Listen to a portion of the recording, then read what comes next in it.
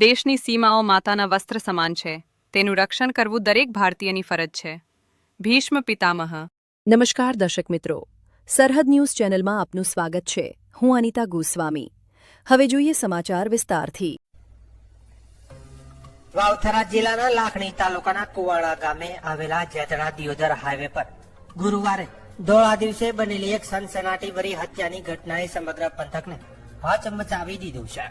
Highway પર આવેલી Bhavani parlour and tea stall પાસે 3 શખ્સોએ એક યુવક પર જીવલેણ હુમલો કરીને તેની નિર્દયતાપૂર્વક હત્યા કરી નાખી હતી. આ સમગ્ર ઘટના નજીકમાં લાગેલા સીસીટીવી કેમેરામાં કેદ થતા તેના દ્રશ્યો સોશિયલ મીડિયામાં વાયરલ થયા છે. પ્રાથમિક માહિતી મુજબ મૃતક યુવક પાર્લર પાસે ઉભો હતો ત્યારે 3 હુમલાખોરો અચાનક ત્યાં પહોંચ્યા હતા. હુમલાખોરોના હાથમાં ધારિયા આછારી અને પિસ્તોલ જેવા ઘાતક હથિયારો હતા. તેમણે યુવક પર ઉભરાઉભરી ઘા ઝીંક્યા હતા. હુમલો એટલો ગંભીર હતો કે યુવકનું ઘટના સ્થળે જ મોત થયું હતું. હત્યાને અંજામ આપ્યા બાદ ત્રણેય આરોપીઓ ફરાર થઈ ગયા હતા. ઘટનાના સીસીટીવી ફૂટેજમાં હુમલાખોરો દ્વારા કરવામાં આવેલો જીવલેણ હુમલો સ્પષ્ટ રીતે જોવા મળતો હોવાનું સામે આવ્યું છે. વિડીયો વાયરલ થતા લોકોમાં ભય અને અરેરાટીનો માહોલ સર્જાયો છે. પોલીસ તપાસ દરમિયાન મૃતકની ઓળખ શામળભાઈ ફોટાભાઈ ભીલ તરીકે થઈ હોવાનું જાણવા મળ્યું છે.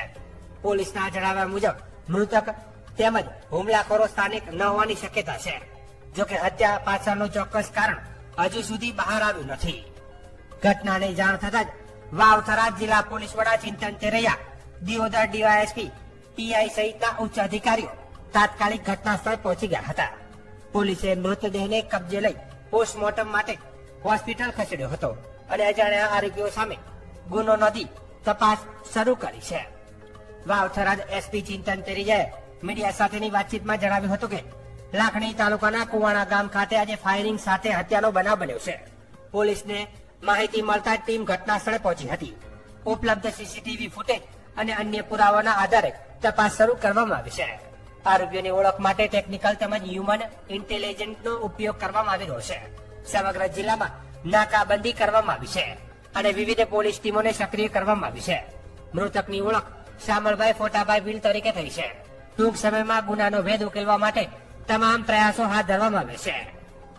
પોલીસે હાલ તો હત્યા પાછળની જૂની અદાવત, અંગત વેરઝેર કે અન્ય કોઈ કારણ જવાબદાર છે કે કેમ તે દિશામાં તપાસ શરૂ કરી છે. આરોપીઓની ધરપકડ બાદ સમગ્ર ઘટનાક્રમ અંગે વધુ વિગતો બહાર આવે તેવી શક્યતા હાલ વ્યક્ત કરવામાં આવી રહી છે. અમે તો શું આ સ્ટેશનમાં રહો છો, મારો ઓફિસ છે અને હું આજુબાજુ અમારી બાજુમાં એક ભવાની કરીને હોટલ છે. એ હોટલની અંદર કોઈક અજાણ્યા માણસો આવી બેઠા અને એવો ખ્યાલ નહોતો આ ગામવાળાને કોણ છે.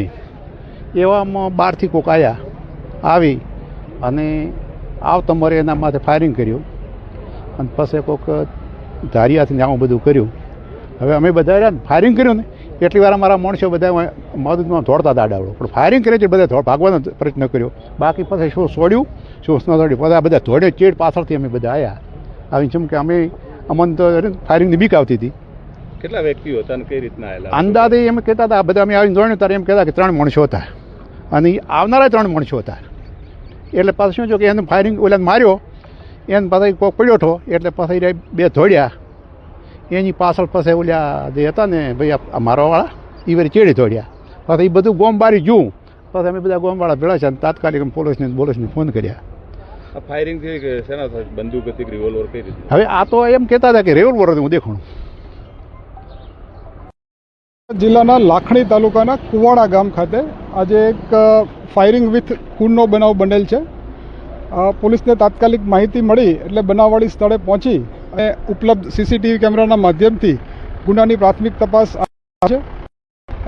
જે આરોપીઓ છે એની ઓળખ કરવાની કામ અને જે વિગતો મળી છે પ્રાથમિક એના આધારે સમગ્ર જિલ્લામાં નાકાબંધી કરી અને આરોપીઓ સુધીના મૂળ સુધી પહોંચવા માટે અમારી લોકલ અને સ્થાનિક તમામ ટીમો એક્ટિવેટ થઈ છે. ટેકનિકલ અને હ્યુમન ઇન્ટેલિજન્સથી ટૂંક સમયમાં અમે ગુનાનો ભેદ ઉકેલવા માટે તમામ પ્રયત્નો કરી રહ્યા છીએ.